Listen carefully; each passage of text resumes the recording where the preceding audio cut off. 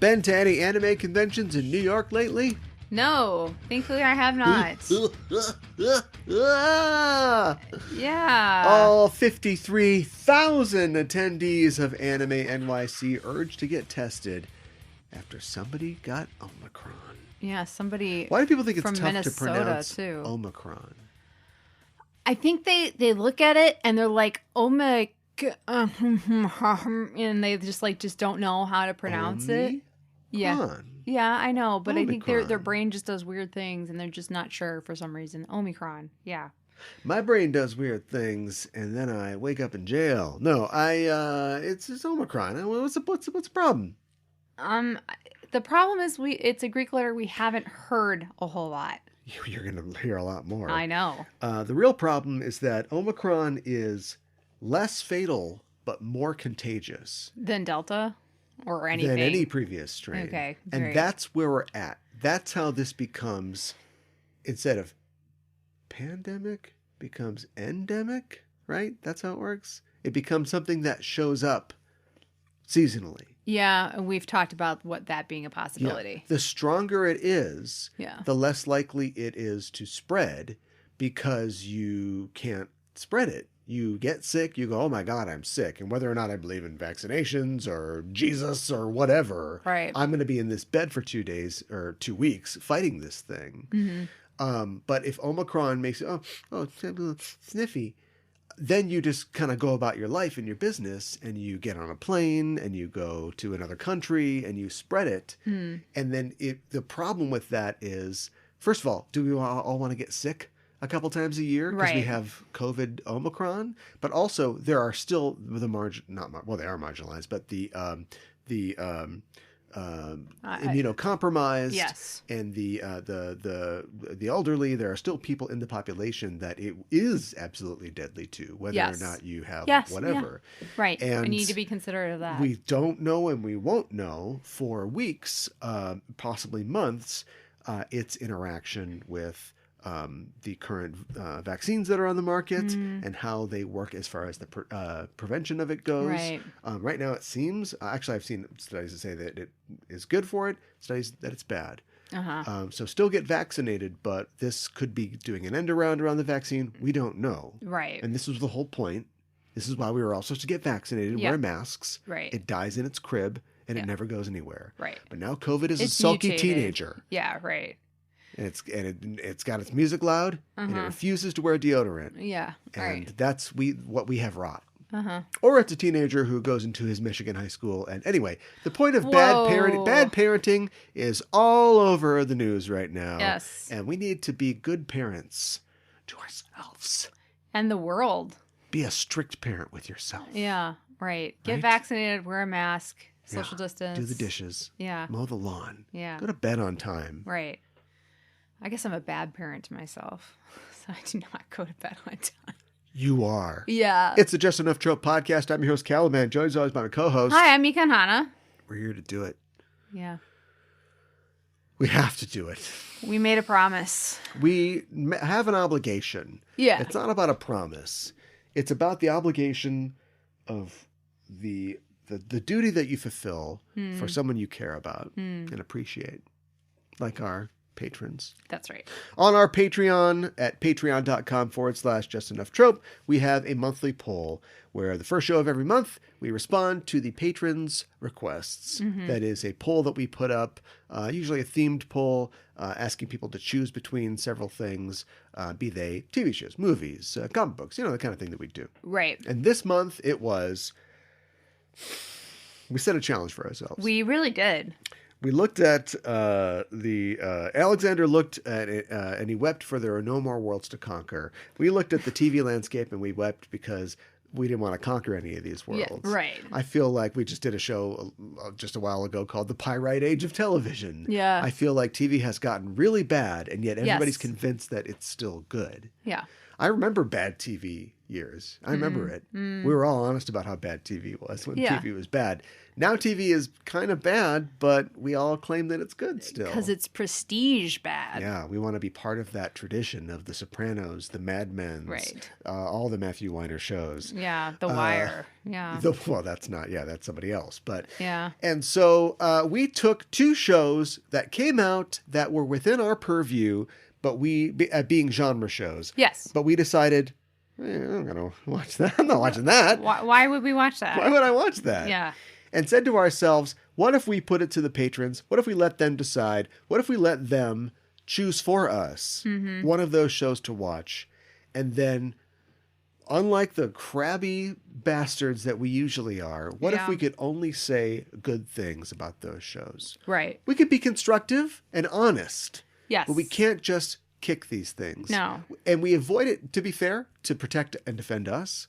We didn't talk about those things specifically because we knew that we would only have bad things to say. We just drag them. Yeah. Yeah. So we set a challenge for ourselves. We put the gun to our heads and let the patrons pull the trigger. And we're watching the live-action Cowboy Bebop series. Yeah. We watched the first 2 episodes to get an idea of how it goes.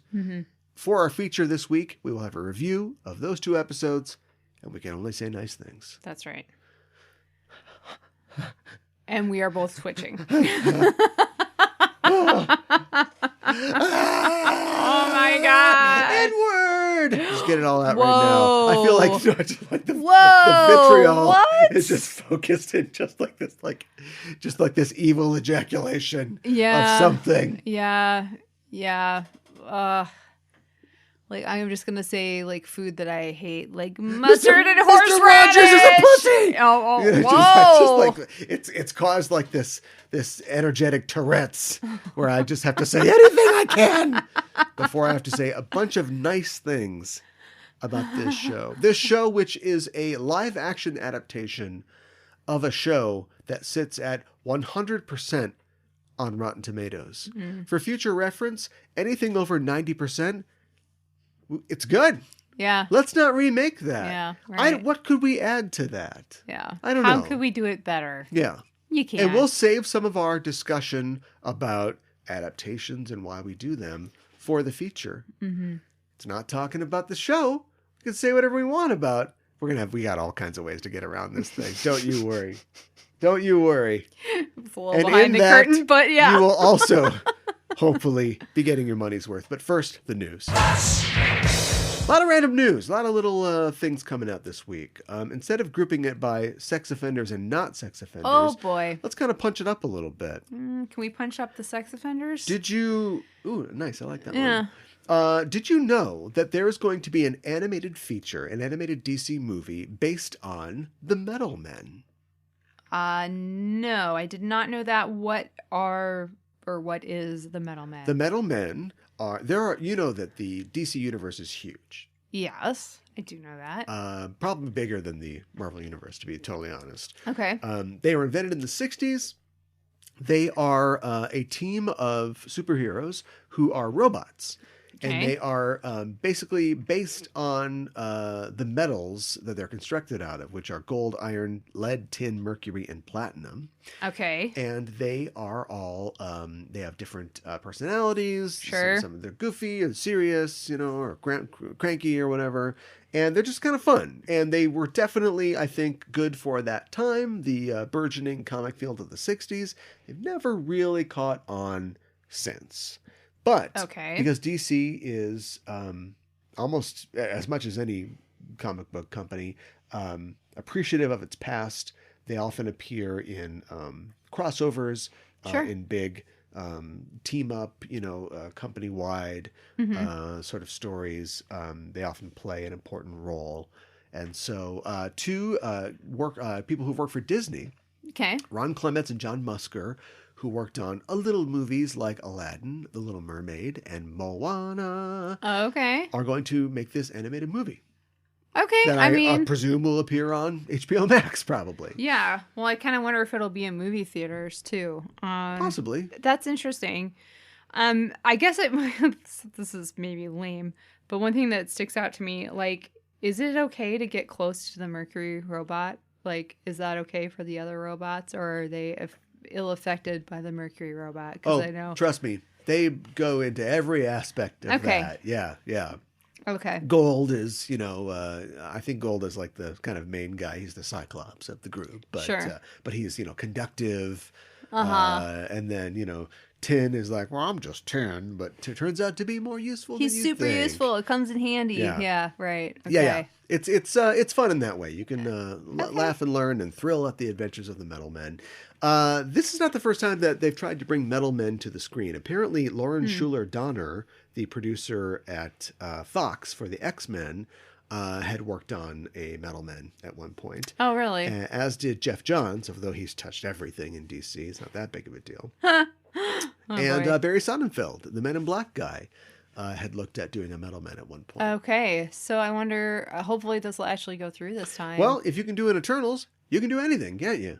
Yes, I would agree with that. Absolutely. And it's robots, so who doesn't freaking love robots? Oh, yeah, the merchandising alone. I mean, the only problem is they all have like old-timey 60s comic character personalities, and that hasn't upgraded very much. Yeah, you're going to have to upgrade every time you bring them in, they're supposed to be kind of like Grant Morrison is doing a throwback to like old comics. So they're like, gee willikers. So like what is like, okay. How about some new, here's the new Metal Men. You've got Coltan, and you've got Cobalt or something. Yeah, Cobalt. Yeah, all the iPhone rare earth metals. Right. Badasses. Yeah, right. Exactly. Well, we'll see what happens. Or maybe they're the bad guys. The Metal Men are fighting against. They're all like, they're turning into nets to catch the iPhone factory workers who are jumping off the buildings. That got really dark really fast. I think it's all kind of endemic to the conversation over those rare earth metals. But yeah. Anyway. Okay. Fair enough. Then you get into like, technically sodium is a metal, on the periodic table. Oh boy. You could go down the periodic table quite a bit. So this one's kind of salty. Oh my gosh. Robot. Wow. I don't know how I feel about that. Okay, look, these are just pitches. I'm not saying go with this stuff. I don't know. Salty could be good, though. It could. Sweet could be good as well, and that's where I would drop a sweet story, but I don't have one. Aww. Instead, I will say, here's somebody who's sweet. I guess. I don't know anything about her. Oh. Ana de Armas is replacing Scarlett Johansson in Apple's Chris Evans starring film Ghosted. Oh, what happened with ScarJo? Well, I'll tell you. Dexter Fletcher is directing it. He is... He directed the Elton John movie and the and the Freddie Mercury movie. God, both of them. All right. And so this is it's an action adventure film. Ana de Armas, of course, was in Knives Out with Chris Evans. Mm-hmm. And I said I was going to tell you. I lied because I don't know why she left. That's weird. Because we do know that she's working on a top secret project with Kevin Feige. I know, but I would think that she liked working with Chris Evans, so I would think that would not deter her from this project. Yeah. So I'm just kind of wondering what happened. Conflict or something, probably. Yeah, the film will be written by Rhett Reese and Paul Wernick of Deadpool and Zombieland fame. Okay. So it will definitely be a comedy. All right. And I don't know, I just you can't help but think we lose, like, I think probably still the most famous, highly paid actress there is. Yeah.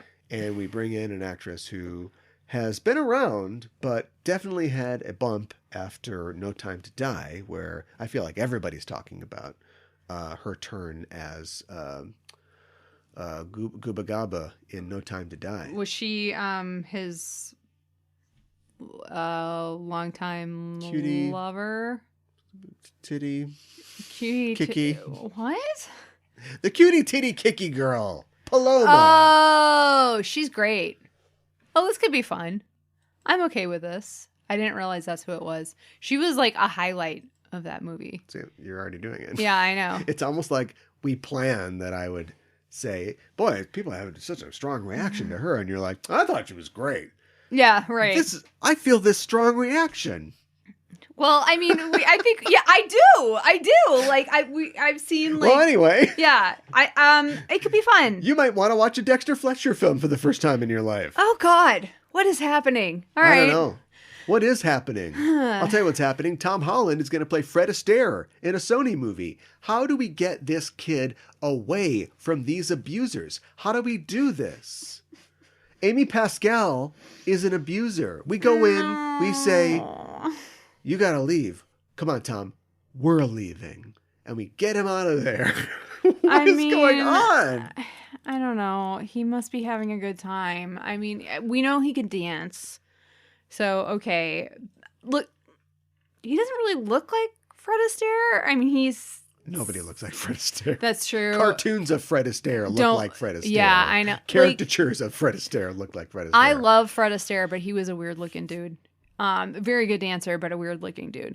So, okay. Not sure how I feel about this. Yeah, he needs to work with somebody besides Sony. I agree with you. Yeah. Because Amy it's Pascal, too much. still ruining movies and lives. Here's where we talk about Across the Spider-Verse, Part 1. That's optimistic. I mean, guys, there's no reason to believe that people would just suddenly start hating the Spider-Verse concept, but calling it Across the Spider-Verse Part 1. Yeah, I know. That's bold. It is bold. That's bold, Dune Part 1. Yeah. What'd you think about the trailer, or I guess the sneak peak of It's Across more the Spider-Verse? It's more like a teaser, yeah. Than a trailer. It doesn't really tell us much. It was fine, but Gwen just pops in on Miles, and that's more or less it. I've talked before about I want all the cool things in the world to happen. Let's just bring them on. Let's do it. Yeah. But as long as we're doing narrative entertainment that has a story, then it's still a movie first. And one of the reasons I didn't like Into the Spider-Verse is that it's just, the story is you're going to be Spider-Man now. And also anybody can be Spider-Man. I don't like how they landed on and that. then John Mulaney's in it for some reason, and Nicolas Cage. And it's just a big mess of a movie. It's a bunch of visual things. That's enough for a lot of people. It did not impress me, really. And where is this going to go? Is it going to be the same thing? Is there going to be more of a story? I did like the fact that we get a look at Miguel. We get Spider-Man 2099, I guess, is going to be in it, presumably voiced by Oscar Isaac. It's always good to see Spider-Gwen again. I love I don't like their Spider-Gwen. Miles Morales. I don't know why he's such a hapless goof. I don't feel like that's Miles Morales. He seems like. Plus, remember when he was bisexual for 10 seconds? Yeah, they're not playing that at all. He's all up in Haley Steinfeld's web. So. Yeah, I love Spider-Gwen, but give her something to do, and Miles put her in her universe where Peter Parker died in her arms, because he became the Lizard, right? And then you've got Black female Captain America, and you've got all kinds of these cool, variations on Daredevil is the Kingpin essentially. He's the real Kingpin. Interesting. Frank Castle is a cop, who's gone too far. Come on, Castle, you wrecked 40 criminals' faces. Yeah, I mean, that sounds interesting, right? And Miles just seems like he's supposed to be, in high school? He seems like a baby. Well, he was, that was the thing. The original Peter Parker was 17, 18, right? And then issue 50, he's in college. And Miles was 13 or 14. He's supposed to be kid. significantly Sarah Pichelli younger. used to draw him with a little belly, like a kid belly. Okay, interesting. Then I guess that kind of makes sense. But then one of the things that we see is that he drew Gwen, and then she sees it. Oh no, so it's he's obsessed horny with her teenager. Yeah, who's about to graduate from high school. Okay, that's fine. But I didn't like. You and I were talking about this off air. I think that I feel like Miles as Spider-Man is capable. Even if you want to show him be slightly bumbling in his actual life, I think as Spider-Man, he is capable, right? Yeah. So then why didn't it feel like that was coming across in the movie? I don't know. He has his own problems because he has Spider-Man-ish powers. He has the legacy of Spider-Man to follow. And his family is tied into what's going on. His father, his uncle is one of his main villains. And so that's a lot different than... Who died in the first movie, right? Because you got to get that going. And so, it's a lot different than just, oh boy, I really should have stopped that burglar. Well, anyway, time to fight Sandman. You know what I mean? Like, yes. Bring on your cavalcade of animal-themed villains for me to beat up. Right. Well, speaking of Amy Pascal ruining things, maybe she's not ruining something. Because it feels like No Way Out. No Way Home is set to come out soon. The new Spider-Man film. Yes. That is the end of Tom Holland's contract as Spider-Man. Or is it? Amy Pascal said in an interview with Fandango that we will definitely see Spider-Man again. She said, quote, "This is not the last movie that we're going to make with Marvel. This is not the last Spider-Man movie. We're getting ready to make the next Spider-Man movie with Tom Holland and Marvel. We're thinking of this as 3 films. Now we're going to go to the next 3. This is not the last of our MCU movies. We're making 3 movies, and this is not the last movie. The movie's not the last one. There's 3, and it's not. We're making Marvel Tom Holland Man 3, not the last one. It's not the last one." So can you? Wow. Have a more? You can feel the sweat, right? Mm-hmm. That's so sweaty, that statement. It just... A lot of times people say, oh, we're definitely doing more. And there is no deal. Nothing's on any paper at all. And now it's going to come in the future. They'll ink the deal and it's fine. But this seems very sweaty, doesn't it? Very. Yes. Like Alex Kurtzman is not this sweaty when he talks about things he wants to see happen in the future. Do you believe this? Do you think there's going to be more? There's really no reason that there shouldn't be. I mean, they make boku bucks. Mm-hmm. And also when you think about it, they're asking you to accept Tom Hardy as Venom, who, by the way, is doing great. He needs no help. No. They're asking you to accept Jared Leto as Morpheus, or Morpheus. You take the red pill or the blue pill. As Morbius, they still want to do this Sinister Six thing. They've got a Craven movie. Like, their connection to the MCU, which keeps people watching Spider-Man films, is key to their success as a continued studio. I think they know that. But why isn't this deal done already? They're waiting to see Ghost Core Ghostbusters film. Maybe they're waiting to see how this new movie does, but they're already in talks. Oh, here's another story I've got. Yeah. It has broken Fandango and ticket sites everywhere. People are excited about this. They're already buying both tickets. Domestically and internationally. People are ready to watch Spider-Man do it again. Okay. And it comes out around Christmas, right? I think. Yes. Okay. Do you know when Christmas happens? It's the 25th. No, I know every when year. Christmas happens. When does The Matrix come out? 22nd. Yeah. Yes. Our dance card is full. Yeah, no kidding. Yeah. Okay. All right. Looking forward to it. I am too. Hopefully both movies are good movies. So let's move from Sony to a different movie company. This one's called Universal, and they are working on a new Dracula movie. Okay. From the Dracula universe. We've talked about this on the show before. It is the Renfield movie. Oh, right. Where Nicholas Hoult will be playing Renfield. Okay.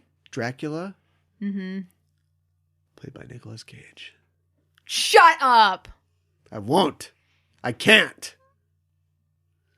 Okay. That kind of makes me excited. If you're Nick Hoult, are you both excited and like, mother? Yes! I'm number 1 on the call sheet here. Yeah. I'm the titular character, and you're going to put me up against Nicolas Cage? He's going to be vamping. I can handle Emma Stone. Yeah, he's going to be vamping, like, literally in the background. Like, I'm a vampire! I'm a vampire! I'm excited. How many vampires he played? Well, one could argue, is in Vampire Kiss, is he actually a vampire or not? But a good question. I don't know. I mean, if you do count that movie, at least 2. I don't know for sure, though. It feels like there should be more than that. He was a witcher? He was a witch man. He was a witch hunter. Witch hunter, okay. He was the Wicker Man. I don't think he's the actual Wicker Man, but yeah, I get your point. He's a witch puncher. Yeah. Oh, yeah. You gotta punch witches. Wasn't Midsummer? Wasn't Midsummer just the Wicker Man with tits? That's what I've heard. Actually, the original Wicker Man had tits. That's what I heard. Why I've does never everybody love this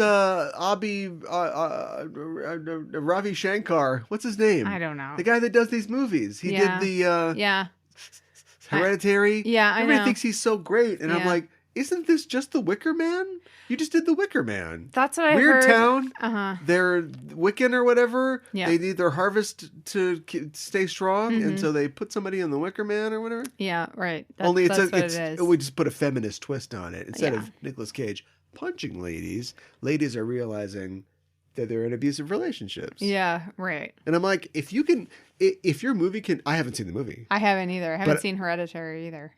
Well, let's just stick to one thing. Okay. Haven't seen the movie, but I defy anyone who has seen it to tell me that that's not exactly what it's about. Yeah. And if somebody who hasn't seen the movie can boil down what the whole movie is. How great of a movie is that? Is that a good movie? Yeah. Maybe people just like Florence Pugh, like freaking out, because I've seen that scene, like, I don't know how many times. It's a meme. Yeah, it is. So. How do you feel about Florence Pugh? Undecided. Yeah. Incomplete. Because I have to say the Black Widow movie, I liked her character more than I thought I was going to. I still have only seen that the one time. Yeah. And the more I think about it, though, it's trash. Right? It is. It totally is. It totally is. It sucks. I hated that film. That's probably one of my least favorite. It's probably one of my least favorite Marvel films. That sucks. Maybe I should get that out now before we talk about our feature. But whoa, that draw it out. Yeah, but it's awful and it's a huge freaking disappointment because I love Black Widow as a character so much, and it should have been a send off and a send up to her character, and instead it was like all about her family, which until this movie we didn't know she even freaking had. And then it's like, why is that important? And why is any of it? And it just makes me mad. And then she's dead. So what does it even matter? Yeah. They made the movie too late, first of all. Oh, absolutely. But yeah. Imagine if, not right after, you do... I'm a fake MCU fan because I don't know the exact order of all the films, but it's post Winter Soldier you do yep. Guardians 2 or something like that, right? I think Doctor Strange maybe. So you do something weird, Doctor Strange, and then you pick up immediately after, which ironically Black Widow the movie kind of does, but you pick up immediately after the end of Winter Soldier where she tells Senate committee to go F themselves and just walks out, and it's like, what happens? And then you stay with that story the whole time, and then she does something, she can get a vest, I don't care, and it leads up to Infinity War. Stupid. Right? Yeah. Instead of, let's retroactively give her an entire family, which I didn't hate any of those characters or those actors, but I just don't know why was any of it happening doing this though? now. Yeah, exactly. Do you really think that we're going to see more of eyebrows in Rachel Weisz in the Marvel universe? I seriously doubt I think that they might show up because Florence Pugh. The next time we get all the Marvel women together, they're gonna She'll get be it right done. there. They're gonna get it. She's gonna drop down. Yep. Superhero. Boom. Yeah.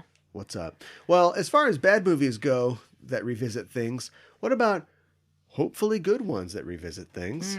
The cast of Batman the Animated Series is reuniting for an audio drama. Cool. That's awesome. This was announced at LA Comic-Con. Kevin Conroy revealed that there's an audio drama in the works that will bring back the original cast. And that's so neat. Conroy said this on his own, but he was joined by John Glover, who was the Riddler. Okay. And Clamp from Gremlins 2. God, we were at that con, and I didn't even think... I hate meeting, like, people... Celebrity as actors and stuff I've like met that. A ton of celebrities as a professional who's here to talk to them about their careers and interview them, but just being like a simp. And I don't look down. Don't get me wrong. I think it's great that people stand on the other side of a Plexin. Yeah, and take a picture with somebody they want to meet. I totally appreciate that people do that. I feel weird. I don't like doing that. I've got a huge standee of John Wesley Shipp. Yep. And that's the one good celebrity encounter that I've had where the I can only say, good one? Yeah, because we went up. There weren't a ton of people in his line, so maybe we were doing him a favor. But we went up to him and talked to him, and I told him a story about how I used to watch The Flash, and then I'd run around my house really fast, and he was just like, okay. And then we also, just because we were like, what's the third act of this conversation? Because I think of all conversations like that, and it was. We saw the panel that he was on. He had really nice tennis shoes. Yeah. And I just a fact that I remember. We saw the panel that he was on, and he talked about how it's tough to make goofy things like being the Reverse Flash or Zoom, to Professor Zoom, make sense. And I brought that up as let's try to have another 2 minutes of conversation. Yeah. And he was like, I got a story about that. And he told us that Gene Hackman story. I don't remember the story. Long story, literally short. Yeah. It was that they were doing a film that was some kind of genre thing. And I'll either Google the story or maybe I'll meet him again and ask him what it was specifically. And everybody was making fun of it. And they were like, isn't this right, Gene? Right? Isn't this crazy? Oh, and he was like, familiar. hey, we're going up in front of the cameras in a little bit. And you better make sure that people believe that you believe what this is. Yeah. Because this is forever. Cinema's forever. Mm-hmm. So it's funny, but you need to make people believe it when you do it. Yeah. And I thought that's true about a lot of things that I have personally been involved in. And I can see, the whole Dawson arc when you're going to have an open marriage with Dawson's mom. Totally. I don't know. Whoa. I don't know how it applies to his. I guess he's on the Flash show. But anyway.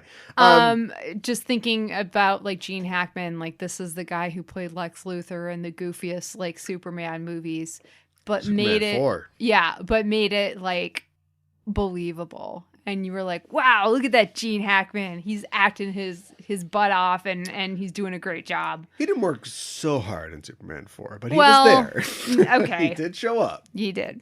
Yes. Anyway, the reason I bring all of this up is because I should have talked to John Glover, because I really do like John Glover, and I really admire some of the work that he's done. And he's a guy who has been very solid in a lot of the things that he's done. Yeah. And I know fans like him, but I don't feel like he gets enough love. I wish somebody would write him a real nice third act of your life and career project. Maybe I'll do it. Who knows? Anyway.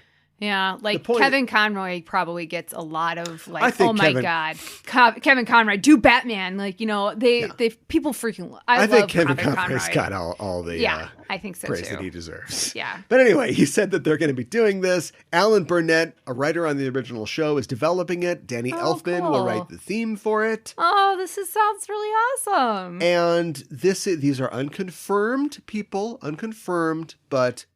Names circling the project are Paul Williams, who played the Penguin originally, Richard Mall, Bull from Night Court, who played Two-Face, Lauren Lester, who was Dick Grayson, Adrienne Barbeau, who was Catwoman. Wow. And of course, Michael Ansara has passed away. He will not be able to be Mr. Freeze in this, so we'll have to find a new Mr. Freeze. Yeah. Of course, the actor that played Alfred has passed away. That's not possible, but Hamill's in this. He's got to be. He'll do anything. Yeah. He'll do anything. He's a good sport. Oh, I'm not going to play the Joker anymore. Troy Baker, come in here. Look, everybody, here's your new Joker. Okay, that's fun. All right. Yeah, exactly. I lied. Yeah. I'm back. Of course the Joker would lie. Of course he would. Son That's what bitch. He does. Yeah. Oh, that sounds like fun. Now, this HBO Max audio adventures thing, remember this? We talked about this a while ago. Jeffrey Wright is going to be in it. He's like Alfred, and then Winston Duke is Batman. Is that what it was? Winston Duke is going to be Batman. Okay. Oh, no. I thought Jason Isaacs was going to be Alfred. Jeffrey Wright is in the new Pattinson Batman. So I didn't know she was going to be in this audio thing, too. Winston Duke and Jason Isaacs star in Batman Unburied, a scripted podcast thriller from Spotify, wow, Warner Brothers, and DC.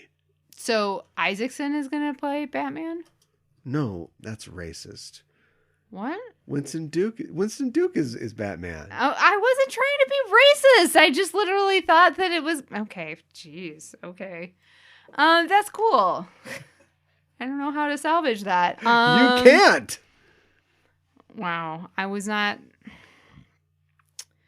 Whatever. All right. Listen. Yeah. All right. So, Batman: The Audio Adventures is a comic adventure. It will star Jeffrey Wright as Batman and streams on HBO Max September 18th. Did that happen already? Or no? And the narrator is Chris Parnell. Did you know what Batman did? He did this. And the Batman's like, that's right, I'm Batman. I am the Knight. Well, he was just the Watcher. Seth Meyers is Jack Ryder. Wow. Okay. Hey, everybody. It's Jack Ryder from Gotham TV. Brent Spiner is the Joker. Why have I not heard this? Is this out right now? Wow. I kind of want to hear Brent Spiner as the Joker. John Leguizamo's the Riddler. That makes so much sense. I'm just going to pass right over that. Okay. Wow. All right. I'm going to read this. When did this happen? I don't know. So here's the problem with this. This gives me Harley Quinn vibes, which means not funny. Also, Jeffrey Wright would just be a good Batman. I think so. He's got comedy chops. He can do comedy, but he would just be a good straight Batman. So we got Jeffrey Wright's Batman. I don't know Melissa Villasenor, but it's interesting that Robin is a girl. Yeah. They've done that a couple times in the comics, but we haven't really seen that. Let's not get into it. Yeah, I know. I'd love to listen to this. Ike Barinholtz is Two-Face. Okay. Bobby Moynihan's the Penguin. Kenan Thompson is Commissioner Gordon. Sorry. I can't take him super seriously because he's a funny guy, so I'm just... Okay. We got to use the bat phone. Yeah. Yeah. Rosario Dawson is Catwoman. Mayor Hill is Jason Sudeikis. Alan Tudyk is Alfred. Huh. Brooke Shields is Vicky Vale. Interesting. Also featuring the talents of Paul Scheer, Tim Meadows, and Fred Armisen. What happened to this? Yeah, what did happen? Now streaming. Oh. Okay. I'm a dum-dum. Well, anyway, maybe we'll... Can we listen to something on a podcast and then talk about something that people have to listen to about the podcast? We can include clips from it. Ooh. What are they going to do? We're promoting it. Well, you know better about that than I do. Anyway, Winston Duke's going to be Batman, and Jason Isaacs will be his servant. Okay. As should be. Wow. Well, can Batman be black? Yeah, I think Batman can be black. I don't disagree. But then I think can Batman be Batman if his parents aren't murdered in front of him? I think it's a better question. Can Batman be Batman if his parents aren't rich? Also a good question. Yeah. Thomas Wayne was a rapper. No, I'm just saying, look at the list Rappers of Fortune. Can be rich. Look at the. No, that's what I'm saying. Look at the list of Fortune 500 CEOs. How many of them are black? Mm-hmm. I'm not saying it can't happen. I'm just saying. Totally happen. If you want to make Batman black, I'm all for it. Let's do it. Mm-hmm. But what if we didn't do that? And what if we spent the next decade or so using Batman, a privileged, rich white guy, to tell stories about privileged, rich whiteness that is intersectional with the kind of things that he is, running into in Gotham City. Mm-hmm. First 60 years of his life, he's just beating up purse snatchers, all of whom are portrayed as being white to avoid offending anybody. But what if Batman stops beating up purse snatchers and fighting surface level crime stuff, because that is not, he's here to stop the giant penny from crushing the mayor, or what he's here to stop Killer Croc and Ra's al Ghul. And instead of just saying, I give a lot of money to the charities of Gotham or whatever, he's actually focusing on. Grant Morrison kind of tried to do that with Batman Incorporated, where Bruce Wayne came out publicly as supporting, not that he was Batman, but that he was supporting Batman. He was partnering with Batman to create a franchise where every major city could have a Batman. Now, this is before we really started to question over policing and stuff like that. Yeah. So I don't think that was really included. If it helps you feel more satisfied, the Batman Incorporated experiment was a failure. But for no reasons connected to police fascism. Mm-hmm. Grant Morrison was not going that deep. Right. But I wish he would. Yeah, that would be interesting. I don't think they'll ever let him touch Batman again, but I wish that he would. He should. Let's bring race into Batman. Yeah, let's do it. I think we should do it. Yeah. Yeah. How many black villains Batman got? None. Are you just going off the 60s TV show list of villains? I don't know. I mean, he's got so many villains, but like as far as I know, I can't think of any off the top of my head. I can't think of any either. So Orpheus. There's a character named Orpheus. Okay. That's it. It's not a lot. Yep. Yeah. And like put over policing in there as well, and like let's get some commentary going, and then maybe people mistrusting the Wayne Corporation and corporations and capitalism in general and stuff like that would be good too. Yeah. Yeah. And I think that a bunch of greasy white comic book writers are the perfect people to try and tackle that. Let's move on to our next story. It's really more of a blurb than anything else. House of the Dragon, the new HBO series, is coming out. Okay. You can't stop it. I don't know what that's about. It's got Matt Smith in it. It doesn't tell me anything. We've talked about this on the show. Oh! Whoa! It takes so little to trigger You should have let me just have said that it's a new Game of Thrones spinoff. Yes. Yeah. Yes. So, there was another pilot. Do you remember this one? Yes. Yeah, and then they canceled it. It was I think it was like the First Men, or it was supposed to be like the early one, right? Yes, and it was Naomi Watts. Yes. And 1, 2, 3, 4, 5, 6, 7, 8. 8 people you don't know, and Miranda Richardson, who you might know. Okay. Young Dumbledore and Grindelwald were both in it, if you know who those actors are. Okay. It has been revealed in a book called Tinderbox, which explores the history of HBO up till now, that they spent that'd be fun, wouldn't it? $30 million. Sorry. Jump the gun, ruin the story. They spent $30 million on this prequel pilot, and the show did not go.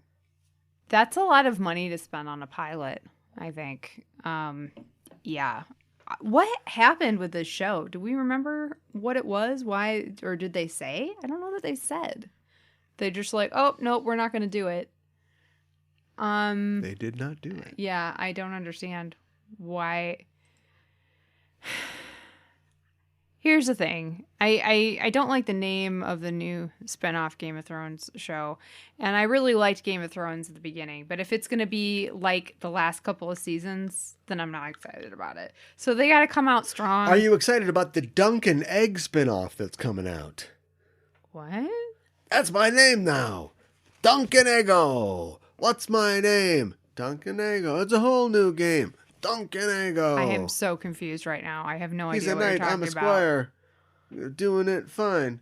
Give me that coffee. Gonna walk this line. I don't know what you're doing. Dunk and Eggo. You keep saying the name. It doesn't. Okay. I don't know what it is. So you keep repeating yourself. I still don't know what it is.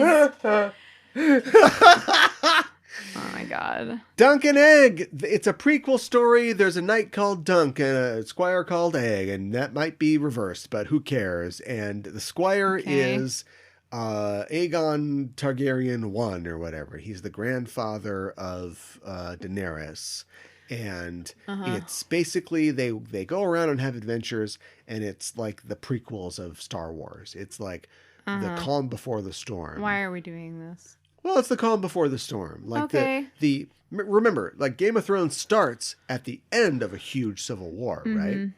So this would be stories that are unconnected, but happen kind of in the years before that civil war. And I'm like, just show the civil war. Yeah, no kidding. Just get a guy who's a little less fat than the Robert from the show, and then just do that, right? Yeah. Give us the juice instead of describing how delicious that juice was. Yes. Just bring out the juice. Yeah.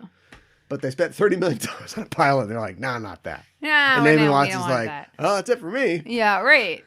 That's the end of my face. Wow. So you gotta, middle-aged actresses, you gotta get it done while you can. Yeah, thanks, Hollywood. It gets stupid. Middle-aged men don't have to worry about that. No, they don't. Mel Gibson's back.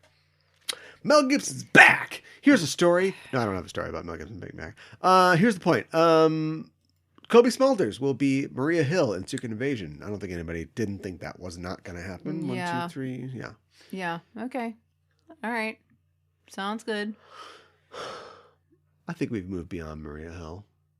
I think so. Anyone, Maria Hill, their favorite character? Anyone? She's not my favorite character. I could tell you that much. I don't know anybody who charts a real arc throughout the Marvel Universe. Did she even appear in Infinity War and Endgame? No. I can't remember, honestly. Yeah. Well, she was in the post-credit scene. Yeah, and her and Fury were Skrulls. Right. Well, so she wasn't in it. Yeah. Right. Exactly. We have found a green lady, your green Mexican replacement who will do it for cost. Yeah. No, who would be like, yep, that's my girl. I don't want to talk about Alec Baldwin, although he has said that he literally did not pull the trigger that killed Halnya Hutchins. I don't know how that's possible. The gun went off. His argument is the gun went off on its own, so good luck with that. Also, I've heard of a hair trigger, he blames everybody except himself, so this is already going great. I don't want to talk about Chris Cuomo being fired by CNN for helping his brother Andrew Cuomo get around his sexual harassment allegations. And I don't want to talk about It's Always Sunny in Philadelphia doing a third blackface episode to try to reconcile with its previous 2 blackface episodes. I don't want to talk about any of this. Why? I don't want to talk about the fact that Jeff Garlin has been investigated for inappropriate behavior on the set of The Goldbergs. I was thinking the other day, Jeff Garlin, he's a big fat weird guy. I wonder if he's a sex offender. And I was like, shame on you for thinking that. And then story comes out, Jeff Garlin being... You made that happen. I'm just kidding. You didn't make that happen. Well, I don't know who... You are confronting this idea. Yeah. Then I make things happen. Yeah, I know. What's the other thing I made happen? I don't remember. I don't either. You brought it up the other day. There are too many other things. Oh, there's just a deluge of things. Yeah. Now, who could pick? Yeah, exactly. Okay, I know the Goldbergs, the name, but I can't place what that show's even about. I don't know what this person looks like. I don't know what else they've done. He's Larry's friend on Curb Your Enthusiasm. Oh, the guy with the long when hair? Larry goes, oh, the shirt's too long. And he goes, your shirt's too long. He's like yeah. No, not the long hair. No, that's, long hair guy is... Richard Lewis? Yeah, Richard Lewis. What am I talking about? No. Is that long hair? Yeah. Longish hair. He was Maybe's boss in the storyline where she was at Tantamount Studios. I still can't picture what he looks like, but right? Okay. Yeah. All right. They see like they're watching the dailies for Gangi. Yeah, right. I'm thirsty. Yes. And she's, where's everybody? They've all been fired. It's like, well, you're going to be fired too if you don't fix this. Oh my God. Right? Yeah. Let's make him look better in the eyes of the public before his trial comes. So that being said, what do you want to talk about in this last minute of the news? Do I have a choice? It is only your choice. Like from those awful stories that you just talked about? The recesses of your brain before my what brain is mush. Happens before what is coming comes. You can do whatever you want. Scream the N-word. I will bleep it out. I'm just not looking forward. Talk about how much you love Ana de Armas a little bit, but slowly. Who? Ana de Armas. Tell me who that is. Paloma. Oh, Paloma. It's like a trigger. Paloma. It's like the Manchurian Candidate. She's programmed. Okay, she Now slow down. Okay, she's real slow. It's weird. She's gorgeous, and like she doesn't know that she's gorgeous, and she's like funny without realizing that she's funny, and she's also like really good at like kicking people's butt, and she looks amazing in that dress with like the huge slits and stuff like that. And it was just like it was like when she went away, it's like where is the bubbly like really amazing chick? Where did she go? Yeah, we got a little girl crush going on. She was great. I'm okay with her replacing ScarJo, you know? At this point, this is, we're going over, but that's okay. We know what we're avoiding. Mm-hmm. All that talk about Jinx, and it wasn't a lot of talk. There were just some kind of random rumors that maybe they'd do a Jinx film after Die Another Day, and then Die Another Day sucked. Yeah. And Halle Berry, let's just say she hadn't found her niche yet. So that didn't come to anything. Mm-hmm. But at this point where we are going to have to not only cast a brand new Bond, but also find a completely new direction for the character, it could happen. She doesn't make too many movies with Chris Evans. They could go, what if we did like a Bond anthology story from the files of James Bond? Yeah, that'd be cool. I'd be down with that. So she's just going to like be like cute and just ooh woo through the whole thing? Yeah, sure. Oh, and do you want that? Well, it was refreshing in that one scene. I mean, maybe not for the entire movie. Like, I'd like for her character to have like an arc. Not that like Bond films. Oh no, really I shoot him in the face. Lot. Oh no. I just thought she was like, she'd only been like training for a couple weeks. It was impressive. Like, oops, I'm accidentally a good spy, you know? Yeah. Yeah. I don't like it. You don't like it? No. Okay, well, then something else then. I feel like... You don't have to like any of it.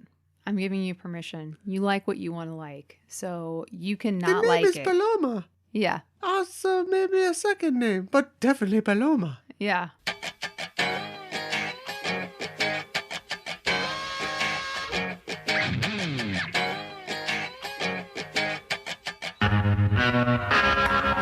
Well, I'm packing up my game and I'ma head out west where real women come equipped with scripts and fake press. Find a nest. That's not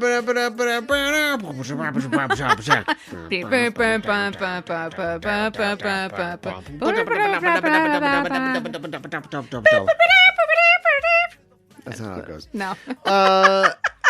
Alex Hassel is the veiny guy that you're thinking of. Yep, we're supposed to be nice. He is veiny. He is. I don't know what to tell you. Yeah. He plays Ross in the upcoming Coen Brothers. That's the other day we were talking about a Coen Brothers movie that was only one Coen, and it's Joel Coen, and he's married to Frances McDormand, and they are doing the Macbeth movie that you don't want to see for some reason. Why do I not want to see it? I don't know. Did you just decide that because No, you said you didn't want to see it. It's Denzel Washington. Okay. Hold on, time out. I did not say I did not want to see it. I think you're just thinking that because there was the Michael Fassbender movie that I didn't hate like. All Macbeths. I don't. Okay. I don't. All right. like the story of Macbeth. You like Patrick Stewart's Macbeth. I just did not Did like you know the that Fassbender Alex Hassel version. also played second sheriff's man in 2 episodes of the 2006 series Robin Hood?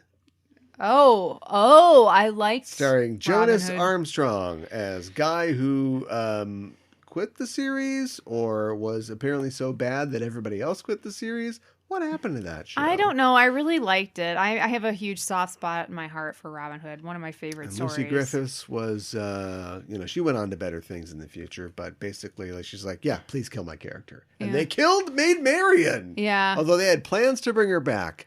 if she decided to come back. She's like, I'm not coming back to this. Are you crazy? There was something going on. And Thorin Oakenshield is like, I will just continue to do crap jobs. He's been in so much bad stuff, and I think that he's like actually pretty good. He was good as Thorin Oakenshield, but he's like, I'll be in the 3rd season of Hannibal after the show's kind of like run its course. Yeah. The 3rd season. I'm talking about Cowboy Bebop. It's a 2021 series. It's on Netflix. It is, I didn't know this. I knew that a lot of it had been written, but I didn't know that it was like fully developed by Christopher Yost. Oh.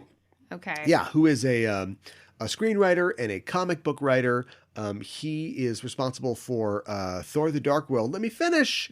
And Thor: Ragnarok. Yeah, save himself. Yeah, and he also has worked on a lot of comic books, Batman, Ninja Turtles, Fantastic Four. This is a while ago, obviously, when Fantastic Four was being published. Yeah.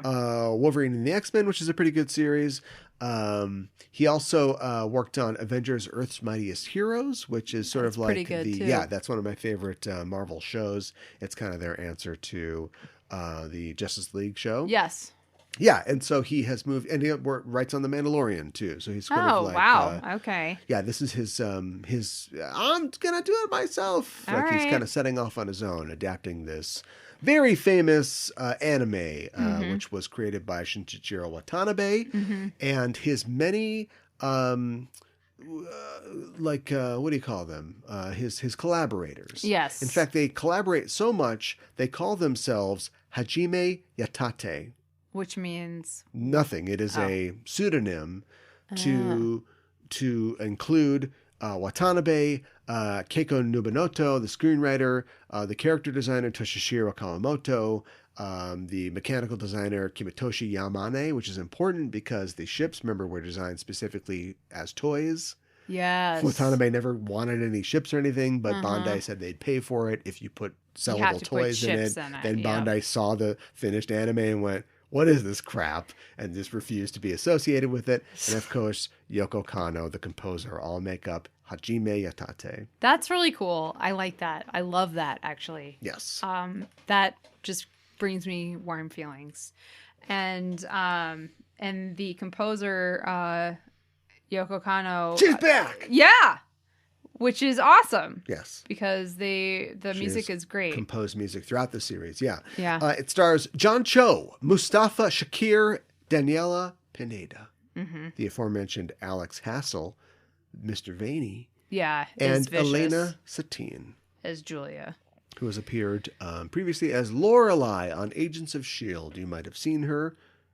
Gosh, it's been so long since I've seen Agents of S.H.I.E.L.D. Oh, you know what? She was on The Gifted as well. That was remember Fox's like stealth X-Men show? Like that wasn't like an actual, they didn't call it the X-Men, but it was. Sounds vaguely familiar. Yeah, that was a Matt Nix show on Fox. All right.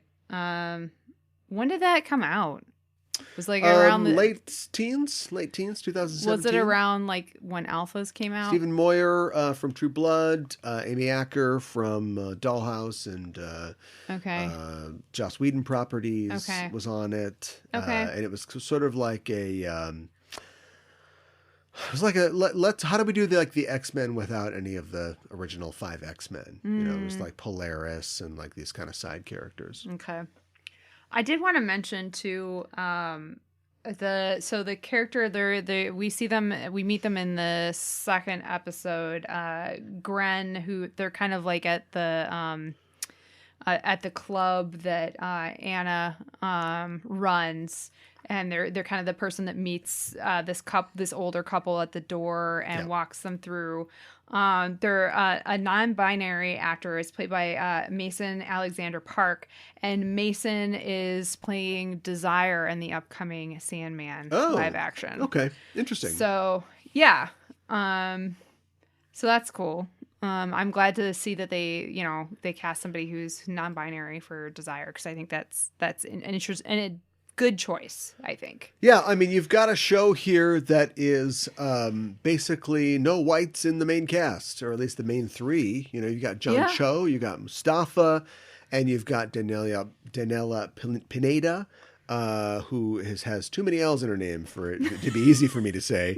Right, fair. Who is American. She's from Oakland, but she's Mexican. She's of Mexican descent.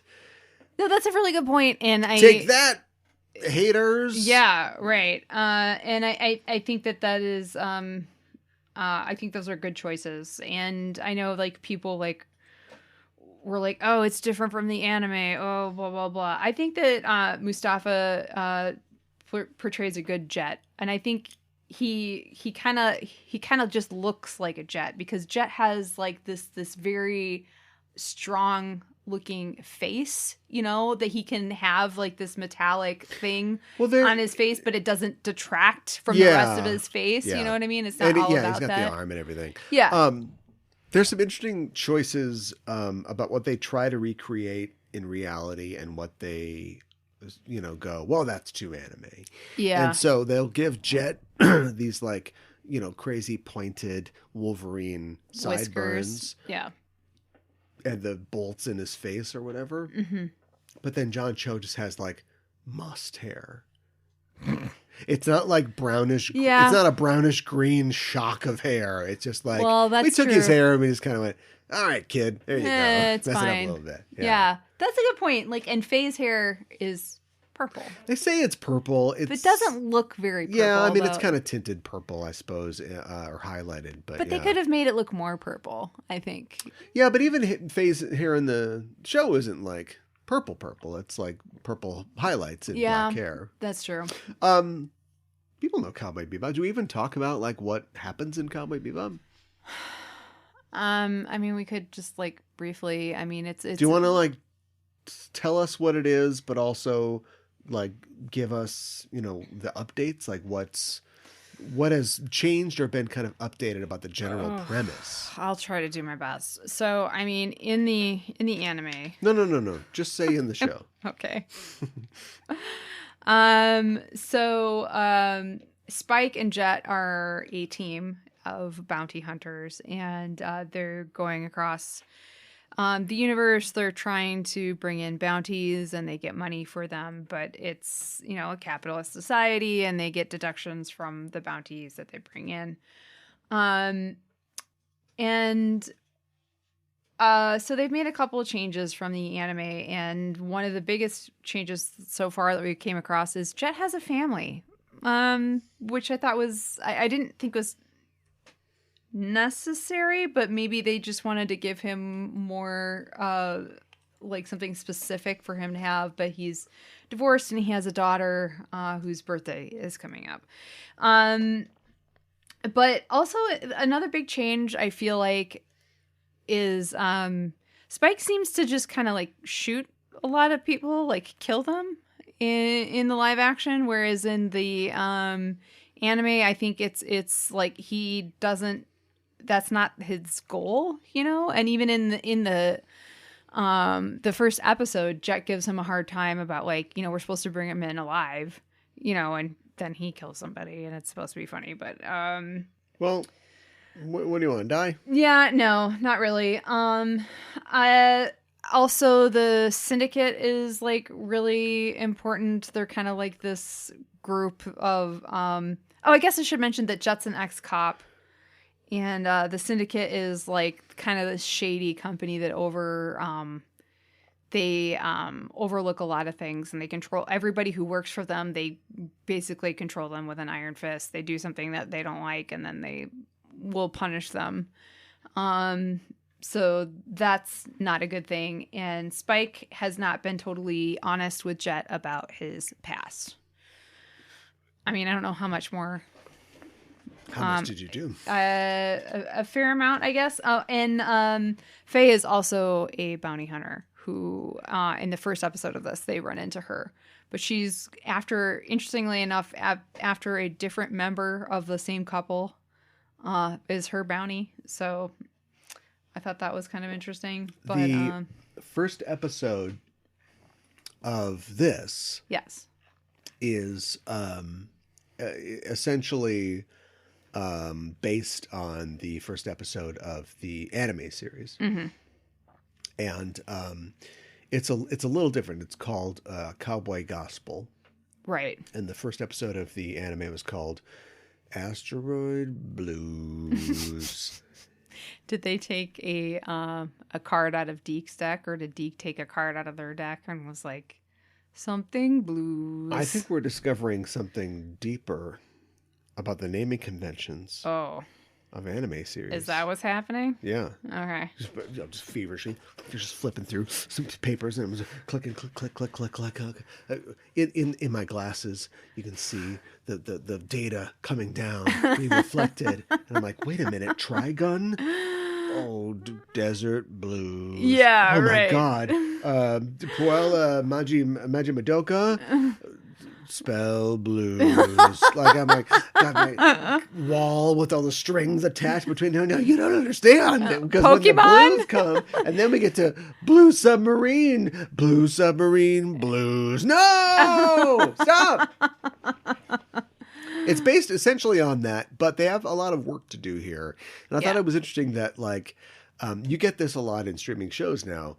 The length of an episode can vary wildly in between two episodes. You know, the pilot is like 50 minutes because they're kind of building the world. And then the second episode is like 40 minutes. Which I was surprised that there was that much of a time difference. But you're right. You do see that a lot with streaming shows. So they basically retell this story from the first anime episode, but they also add, they literally add a character, like, you know, Faye appears. Yeah, Faye appears. They add some back and forth between Jet and another cop character, kind of cementing like that sort of aspect of his character. Yeah. And then, of course, we drop in a little Vicious and...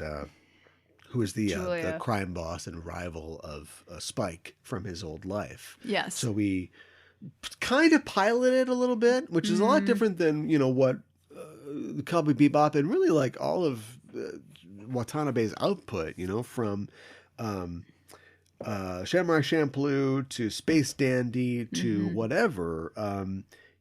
I think that he is confident or content to to have his episodes be kind of standalone and let the general theme or the tenor of what he wants his series to convey to kind of accrete over time. You know, when you watch the Cowboy Bebop anime, it's 26 episodes with very little continuity that just sort of tell these tales of these kind of lost souls. And in a lot of ways, sure, we all love the main characters. They're on the t-shirts and they're holding the guns. But it's in the best tradition of like anthology TV, you know, the guest stars are as important as the main characters. Yeah. And they are the foils for our main characters, or our main characters are the foils for them throughout every episode. And so you start to feel, and by the time you reach the end of the series and characters start making like big decisions about their futures, which are tied to their pasts, you understand, everyone is sort of dealing with this feeling of loss and this emotion.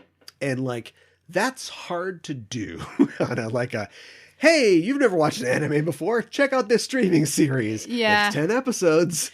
So check it out. And so this show, like, a lot more says like, okay, look, meet these fun characters. Here's a guy, here's another guy, here's another lady. They've got stuff going on. Yeah. And like, maybe there's more than you see here. Maybe there's more than meets the eye. Yeah. Because this guy, like, seems he's not telling some people stuff. And there's another guy who's got a lot of veins and he seems pretty upset about something. You know, and we're gonna do that normal thing that we do. We're gonna spool out a little information. We're gonna tell you what happens a little more as we go. And like, you know, we only watch these first two. Like, I don't think get a sense of where it's going yet, other than to say that it seems like, as far as the story related to Spike's character, you know, his past is coming back to haunt him. Yeah, very much so. The Syndicate is not done with him. And then we're kind of getting pressure from the other side, which we don't really get in the anime. Vicious is just a cipher in the anime. He is just this person from Spike's past who's dangerous, and we know this. But we get the idea that, you know, as a person on the other side of this conflict, he is being pressured by the people above him, these new characters, you know, the triad of weird faces. who are wearing masks, pushing him to say, like, hey, what's going on? Are you running this criminal enterprise well? And that will probably force Vicious, into Spike's path, and we'll see a clash in the future. Yeah, no, I think so too. And I mean, this idea, this trope of like the shady group Everybody or got a shady corporation, boss. Yeah, like heading something that you don't know anything about and will probably never see their faces. How do you apply for a shady job? You have to go, hey, I just want to turn my application in to Yeah. a guy in a Buddha mask. And he's like, okay, thanks, we'll take this, but with the rest. Yeah, right. And like maybe when you audition, you have to be wearing a mask. I talked to the so guy in they the never Fox mask before. Is he working today, or is that just on weekends? Oh, he graduated. He is now wearing the Shadow Master mask. I don't know. Oh, okay. Yeah. Oh, that's night shift. Okay, Yeah. got it. Right. Yeah. I think maybe they felt like they had to make Vicious more of a character because this is probably going to be slightly less of an anthology show because, like you said, it's like 10 episodes. Yeah. At least for this season. And I think they felt like they needed to set up the opposition, Yeah. I actually was kind of like, so the second episode, they do tell us more about Spike's past, even though Jet still doesn't learn the truth. The audience learns the truth. Right. I was kind of surprised that came as early as it did in this 10 series. I mean, I kind of thought maybe they would, because they didn't really tease it out a whole lot. Like this is the second episode is where we're like, Jet really is like, you're not telling me everything.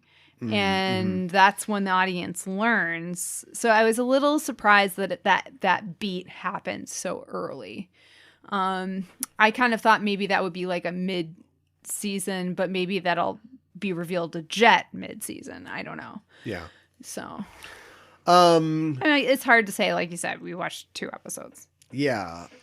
Do you think that the speech that the whole series opens with this confrontation, in this casino. Yeah, there's this hostage situation, and there's this character who's the leader of the hostages, and he's talking about how like all these corporations, these shitbag corporations run everything, and it's hard to not think about it as like Netflix.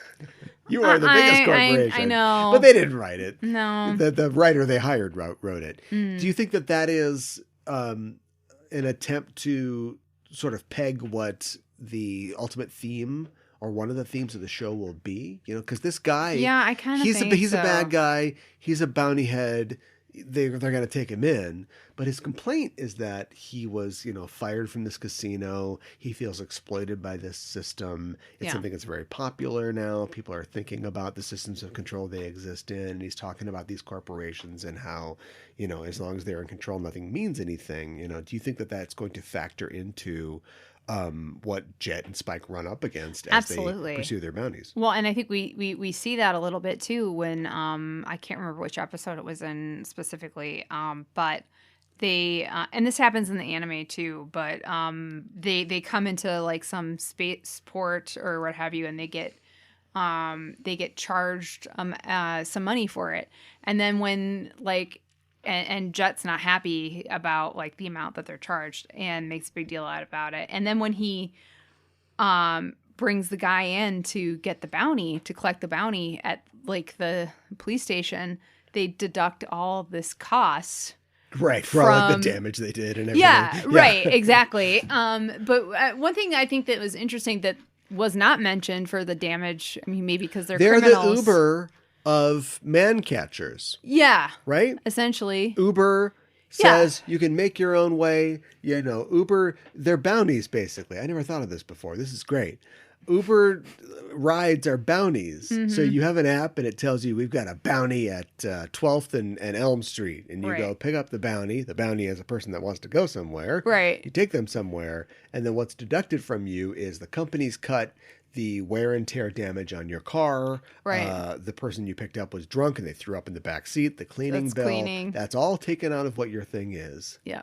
Bounty hunters are the gig economy.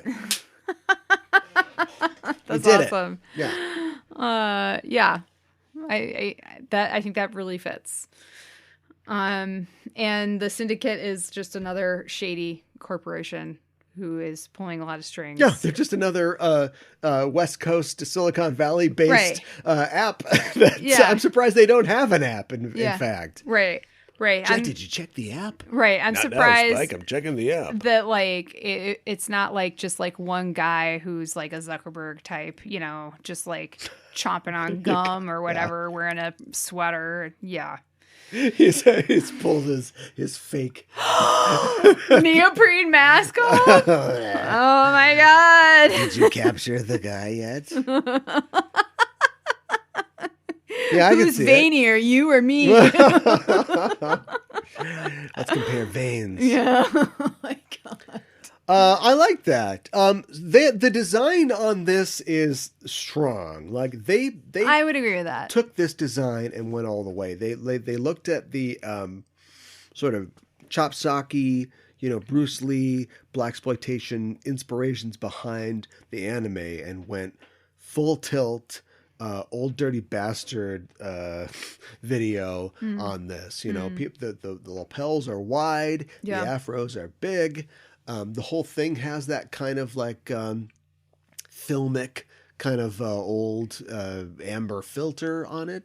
I wonder if that'll change as the show goes on. In the same way that the anime often elides from genre to genre. Sometimes they'll be doing a blaxploitation type thing. They'll find themselves in a cyberpunk thing, especially when Ed comes in. They'll do a Star Wars space thing. They'll do a trippy psychedelic thing. Right. They'll do like a horror type thing. I wonder if this show will. It's hard to tell in 2 episodes, but I wonder if they'll do a similar kind of thing, like That'd shift be cool. in their styles. Yeah, that would be really cool, I think. And they should definitely consider doing that. I'm sad we haven't seen Ein yet because Ein is super cute. Where did they land on the kind of dog that Ein will be?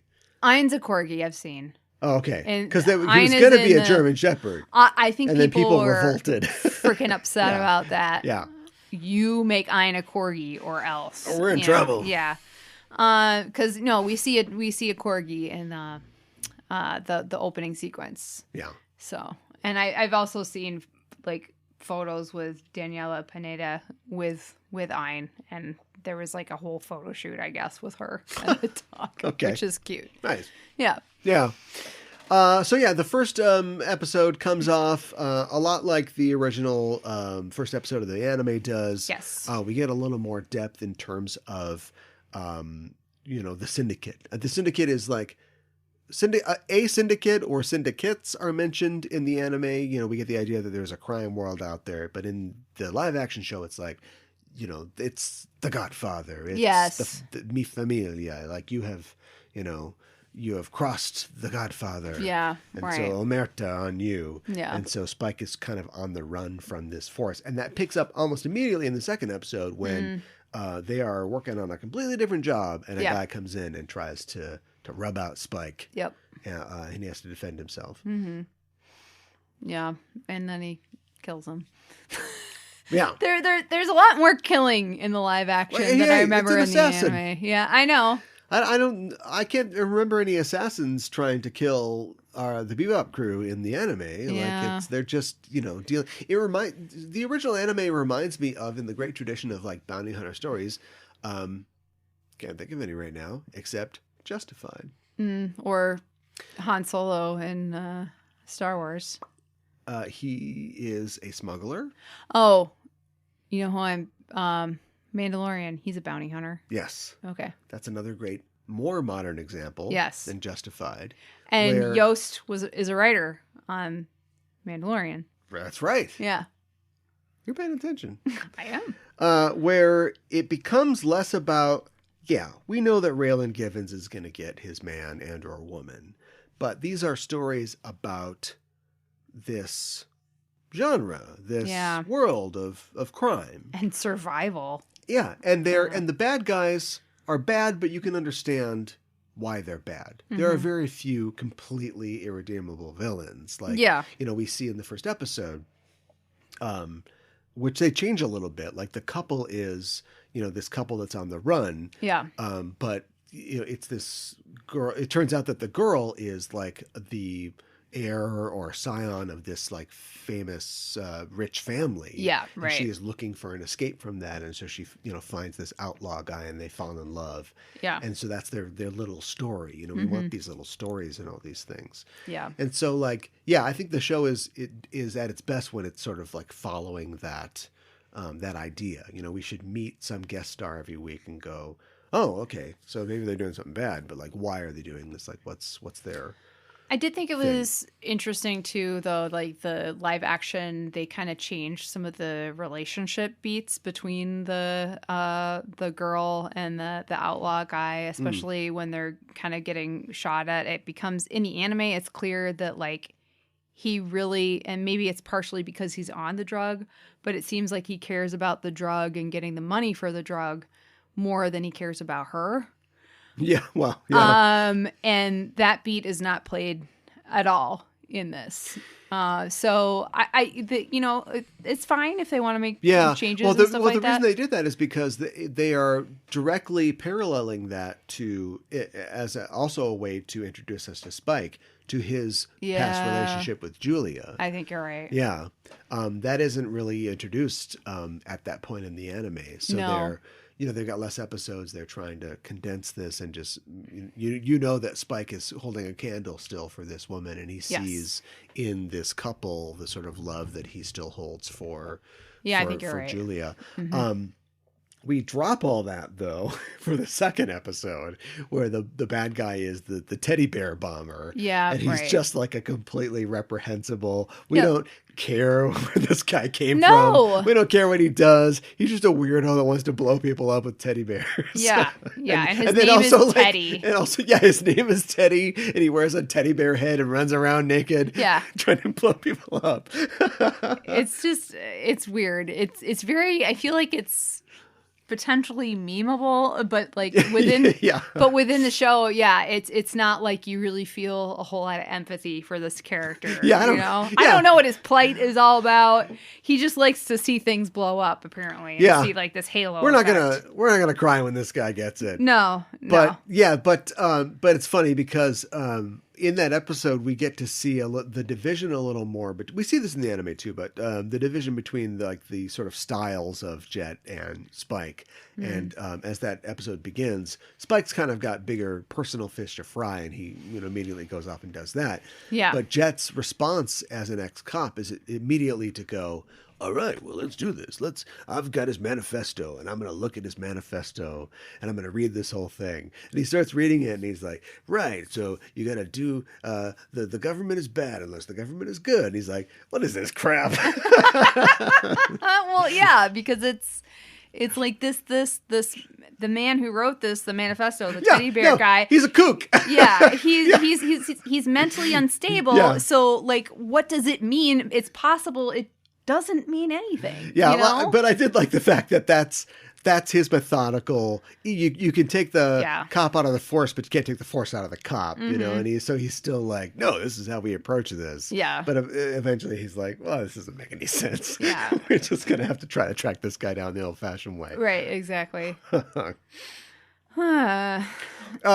talk about Faye Valentine. We did not get to see a lot of Faye Valentine. We just got to see her in that first episode. Yeah, she's not in the second one. No, clearly they just wanted to let the audience know she's going to be in this show. Yeah. So they kind of like introduce her early. Of her, yeah. In the first, in the anime, I don't think it's clear that she's able to bounty hunt, and I think you need a license, so she gets a bounty hunter license, but I don't think it's clear that she wants to be a bounty hunter, or that's her prime thing. She's just trying to make money, right? Right. She's the first time we see her, she's being she's captured by thugs who she owes money to, basically. Right. So she's kind of making her way through the universe. This is a little more centered Faye. This is a Faye who has picked her lane, hung a tile as a bounty hunter, and runs in afoul of our heroes because of that. Yeah. Like it's hard to adapt a Faye Valentine, isn't it? I think it is for a lot of reasons. She's a character that really can only exist in anime, making her like a real person or a realer person is difficult. How do you think that they did, or what do you think they did to try to make that real? Well, so I think let me talk about her costume really quick because I think that I like her costume. I do too, yeah. And I think that a lot of people were like, it doesn't look like it does on the. Well, you try really moving around in the outfit the ridiculous outfit that they put Faye in and be a real person. Yeah. Yeah. And they still gave her hot pants, but they gave her tights underneath. And they gave her things and like they gave her like knee-high boots. They gave her things that she could move around. It's still, I think, sexy. I think it's still like recognizable as being inspired by Faye's outfit in the anime. Yeah. So I think that they did a really good job at adapting something that's kind of a ridiculous thing because like, I mean, that top, there's barely anything to it. And then she's got like a jacket that's just kind of hanging around her elbows. Looks really cool in the anime, but she can't do anything. How do you do anything in that? Exactly. Yeah. So I think that they did a really good job at that. We didn't see a whole lot of her. Like, she pulls a gun on Spike, which kind of makes me wonder, well, how good is Spike at this sort of thing if he didn't hear her coming? You know, like, she gets the drop on him. It's kind of like, huh?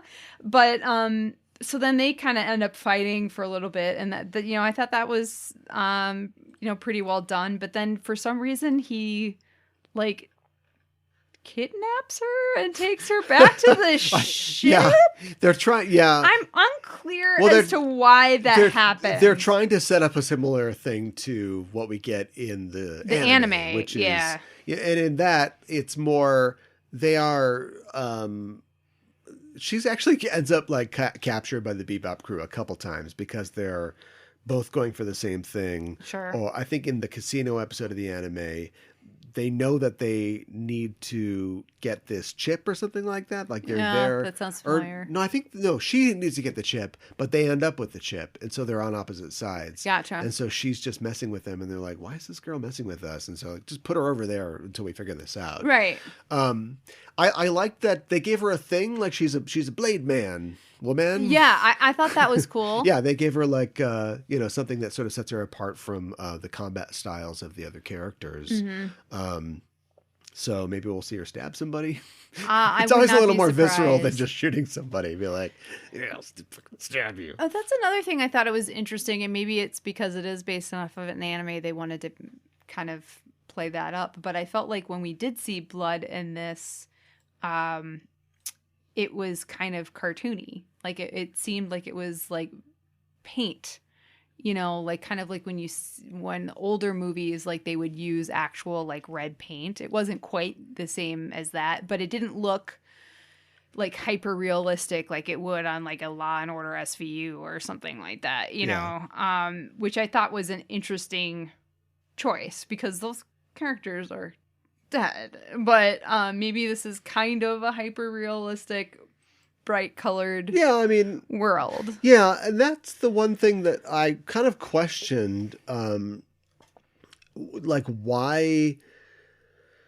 So I mean, it's like Netflix, right? Mm-hmm. So they can do whatever they want. There's no real rating, and it's like, where do you aim this? I think the anime is definitely aimed at PG-13. At least, yeah. Yeah, I don't think they say anything worse than shit. Yeah, like this show. And there's no like nudity or anything like that. Like it's, you know, it's just for slightly adult. Mm-hmm. But this is like Netflix and we do whatever we want. So I don't know if there's any like nudity coming up. I kind of doubt it. But they definitely go hard language. And the violence is like this weird combination of very explicit, but also kind of cartoony. Yeah, a little bit goofy. Yeah, well, the action is goofy, and I think that's in keeping with the I suppose with the milieu of the franchise. But yeah, it's like you said, like somebody gets shot off screen and in the face, and they're dead. But also somebody gets shot, and then there's like sort of like, you know, garishly red, unreal red blood. Right. But we don't really like focus on it. It's not like anything's really gory or anything like that. No, I think they're just trying to like make it seem serious and real and like a real threat, but without like going too far with it. Okay. It's interesting. I was kind of surprised. I think it is what you said, but I was kind of surprised that they introduced Faye in the first episode and then she's not in the second episode at all.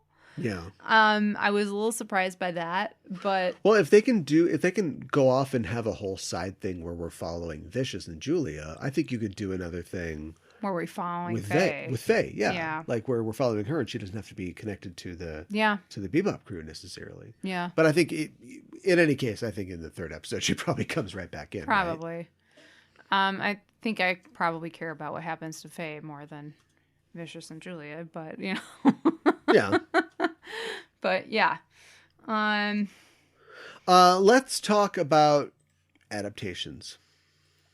Let's do it. And why we do them. Good idea, bad idea.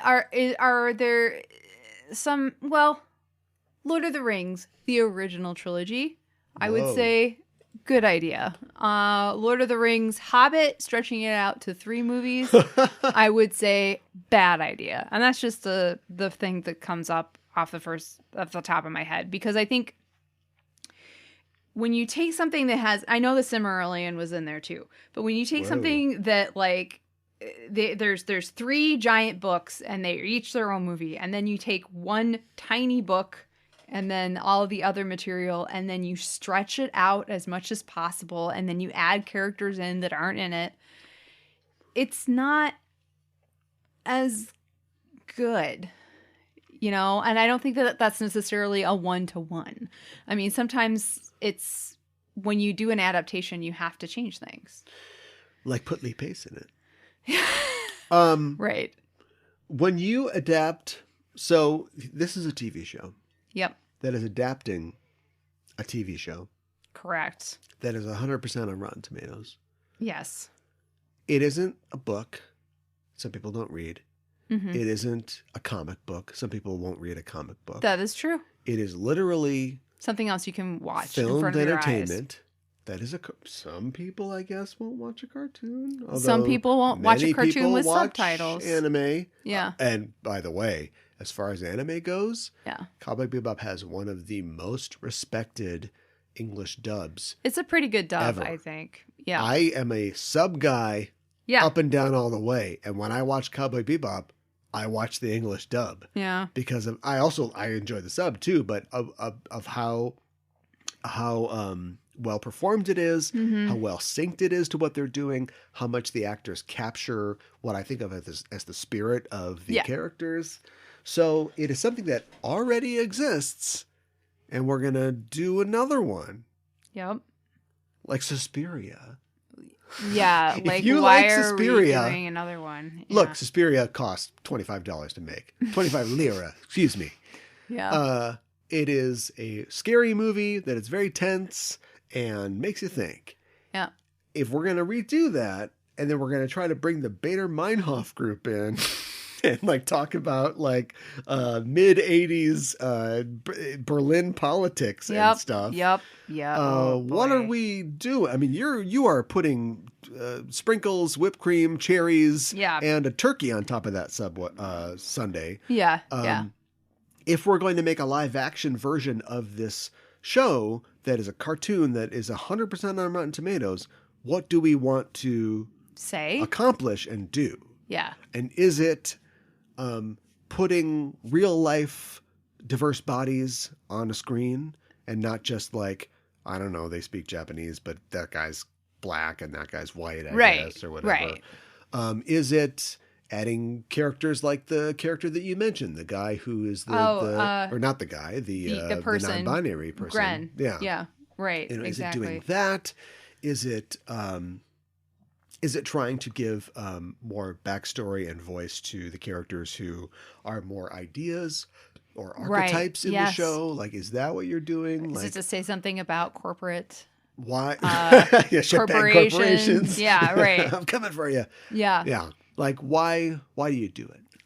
I think that's a fantastic question. I also think not only is it a different medium, the stories are very much it's an anthology, like you were saying, and like it seems like they're going for something different like an episodic storytelling. Yeah.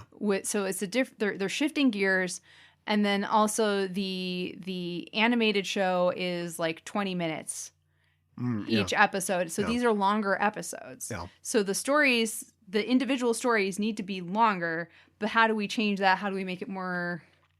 Why? Not how. Why? Yeah. Why? I don't have a really good reason other than like money and people just love Cowboy Bebop, and so they're like, well, let's do a live action. Here's another thing, not to throw something else onto this conversation, but are live action movies, TV shows, are they a good idea? And are there exceptions to it being a good idea, or should it just should amazing anime stay amazing anime and not go into live action? I don't know. Netflix is definitely going hard into, you want live action, right? Yeah, and I'm not entirely sure who is asking for it, but they seem to be thinking that people are asking for it. I don't know. I don't know if people are or aren't. This is currently at 46% with critics on Rotten Tomatoes, 54% with audience. So it's not very good. I got to tell you, when you see a low rating on Rotten Tomatoes, it's either low on the critics and the audience liked it because it's crowd pleasing, right? Or it's high on the critics and the audience didn't like it because it's challenging and confusing. And so there seems to be a consensus that people don't go for this. Underwhelmed. Yeah. To put it nicely. That being said, I'm sure that the numbers are high. I'm sure that it streamed as much as Stranger Things season 3. Yeah. I'm sure that the Netflix is making money hand over fist. And I think they've already, said that there will be a second season. So that, this is going to continue. But, just when I see something like this, I think but there's so why much. Was this decision made? There's so much. I guess there is so much. There's money, and there are actors, and there are writers, and we're all gonna die someday. So why this? Yeah, why not a brand new story or something like that, or why a retelling? I also have another. Not to be critical totally of the choices that they're made, but I think you and I were talking about, at least in the anime, it seemed like Spike is a much younger guy than John Cho. So does the character play differently being somebody in their 20s or somebody in their 40s? That's a really interesting question, because I don't think anybody knows how old Spike is in the anime. Yeah. He says that he got his ship, the Swordfish, 10 years ago. That's true. He does say that. So, was he 12 when he got the ship? I don't know. You get the idea that he's an old soul, but probably younger than Jet, say. Yeah. But even Jet was only a cop 8 or 9 years ago. Mm-hmm. So I don't think there's anything. The only problem is that Spike is just drawn kind of youthful, and I think we think of Faye as being youthful. Yes. And even though they don't get together, you think of them as being romantically contemporary. Yeah. So, but I almost wish that the show had kind of gone harder into him being old and being somebody who is kind of over a lot of the stuff that they deal with. Yeah. Because I think that exists in the anime as well. Spike does kind of just check out a lot, and it's because he just doesn't care a lot about a lot of the things they're doing, and Jet has to remind him, hey, we gotta eat. You want bell peppers without beef. Yeah. We gotta pay for this somehow. Right. And Spike doesn't always seem to understand how life works. And if you want food, we have to get this bounty. Yeah, we got to go out and consequences. Not kill this guy because we need that the noodles for the bell peppers and beef. Yeah, and so I could see an older Spike being somebody that a younger Jet has to kind of keep pulling back to the task. Mm-hmm.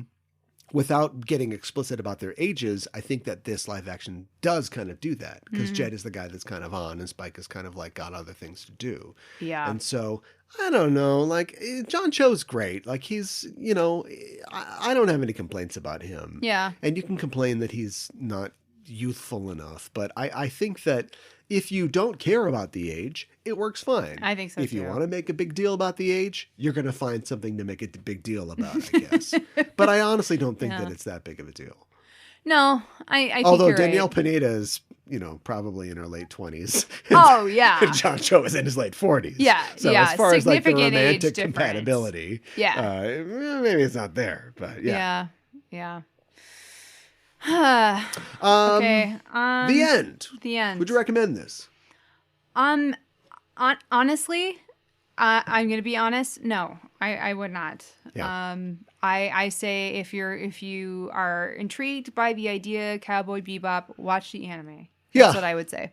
Yeah, the anime is right there.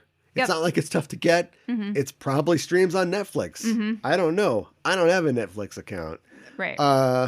Yeah, I mean, like anything that you like about this can be found in the original anime. You know, exists because of the anime. Yes. And there's no reason to not enjoy the work of Hajime, whatever I said they call themselves. 6 incredibly creative people Yes. decided to have one name for Yeah. a show. Yeah. And if you like the anime Cowboy Bebop, go check out Samurai Champloo. Go check out Space Dandy. Yeah. You know, check out the other Sunrise Shinichiro Watanabe works. Those people may or may not have worked with him on those. But yeah, like this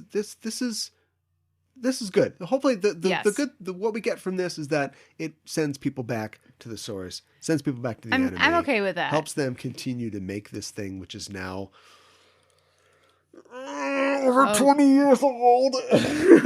It's got to be close to 30, right? Not quite 30, but Okay. it's over 20 years old. Continues to send people back to it. Yeah. I think that'd be good. I think so too. And that's a positive thing we can take out of this. Yeah. So. Amigos!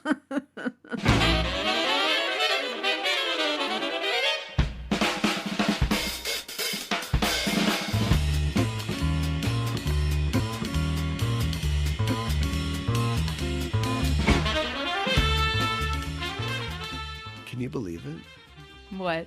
We did it. We did do it. Give ourselves a I pat on can't- the back. I can I have your information. I have your information. Yes. All right. Yeah, We're okay. shaking hands. All right. We did it. I learned something from this experience. Yeah. I learned that it's important to be positive. We can find the good things in anything. I never doubted us. I doubted my own personal sanity for a little while, but I never doubted that we could do that. I doubted my perseverance. a little But bit. I learned about myself that you don't want to be negative, but it's fine to be critical. In fact, I didn't learn that. I just reaffirmed that for myself. And as far as our little experiment goes, I'm never going to put myself in a position again where I have to feel like I'm misleading my listeners. No. Do you know what I mean? Yeah, and we did. Do not watch Cowboy Bebop on No. Netflix. Don't do it. Just don't do it. Don't do it. Don't spend your You know, time. we made that. an entire line of finely crafted handbags out of a sow's ear. Yeah.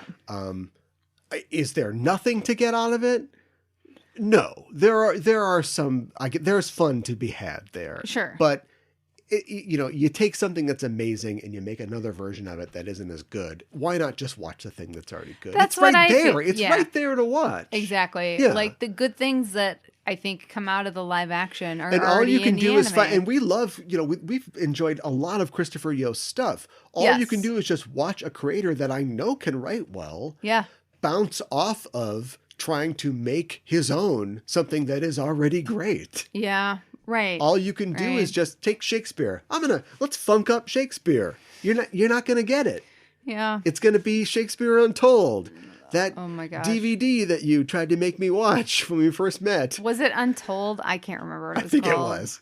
Where it was like, we're going to do funky. What if Benedict and Beatrice were morning talk show hosts? It's like, Why bother? Yeah. Why bother? I know. Although I do think that I still have a soft spot for 10 Things I Hate About You, even though I rewatching it recently. It's not as good as I think it's remembered telling. it. I think it's telling that yes, there was a Clues movie and a Clues TV show, but yet Emma keeps getting made over and over and over. Just last year, it was made all over again. Yeah, because that story works. Yeah, it is tied to a specific time period. It is, but.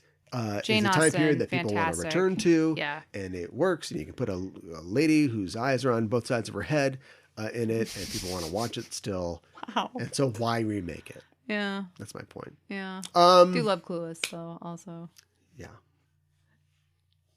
just a virgin can't drive. That's way harsh, Ty. Anyway, be not so harsh to us on social media at Facebook, Instagram, and Twitter, and tell us what you thought about both the Cowboy Bebop anime and the TV show. Yeah.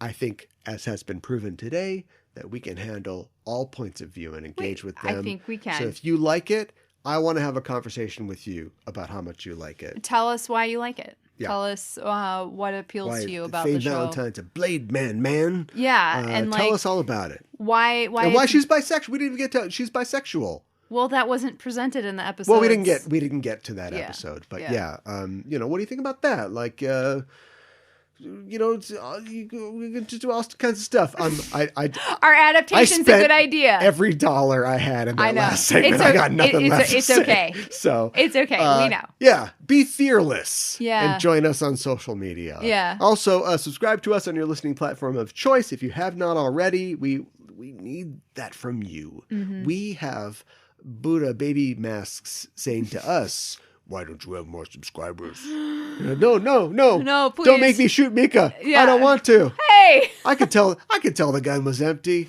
Oh, by the weight. Freaking hated it was empty. Yeah, I know. Subscribe to us because we need that. Our overlords demand it. Give us a review and a rating because we would appreciate that quite a bit as well. And Mika would appreciate there not being actual bullets in the gun, so that would be good. That would be nice, I suppose. Yes. Give us 5 teddy bombs. Did you think there was going to be... They knocked him out. Maybe he's not dead. He'll come back. Did they ever do more with the teddy bombs? That whole second episode gets absorbed by him going to visit Anna and like talking about his backstory. Yes. And you got like this guy. They could have been going to a place and it's like, oh, I found a teddy bear. But it's like, oh, there's nothing in there. It's like, wait, what that teddy bear? Like you could have had like a couple different scenarios where they're, he's going to bomb an FAO Schwartz. Spike, we got to get out of here. But they didn't. It seemed they just kind of knocked him out, literally. It seemed like Spike's backstory was like the A plot and like everything else was the B or C. Yeah. Or it was just like one half, because 20 minutes of one thing and 20 minutes of the other. Yeah. But it did seem like they kind of went through that really fast. Yeah. So. Well, why bother with that? Yeah. Give us 5 stars. We take it. We'll be back next week to talk about the 6th and final season of The Expanse. Oh my God. Yeah, well, voila. I am so looking forward to it. Yeah. Yeah. And I'm also like super anxious because, when somebody dies on The Expanse, they're dead. Like they're not coming back. Yeah. Yeah. You think people are gonna die? You say people are gonna die? I think so. Just about every season there's somebody has died. And I think we talked about off the air so this is the last season. They've said this is the last season, but there are rumors that there might be the possibility of it coming back. The reviews are already out. Yeah. Just to ruin our next show, and they're strong. Mm-hmm. And most of the rumors that I've heard are praising the show, but also taking equal amount of time to say, we really do think that, there isn't any reason that they just couldn't do more of this. And I don't know if that's wishful thinking or if, overtures have been made. I'm not entirely sure. Yeah. But, we'll talk about this next show, but here's a preview. Amazon can make a bunch of shows that people don't like and they cancel after 2 seasons, or they could buy a show from another network that is very, not a million people watch it, but it is successful. It's successful. Critically, it's loved. Why would you let that die? Yep. Just do The Expanse, The Next Generation, and just get this thing going. You've got a ton of source material to draw from. That isn't an anime. Right. Although I'd watch an Expanse anime. Where's that? I would too. Yeah. That could be really good. So next week we talk about The Expanse anime. But until then, we're signing off. I'm your host, Caliban. I'm your co-host, Mikan Hana. Keep the geek fires burning.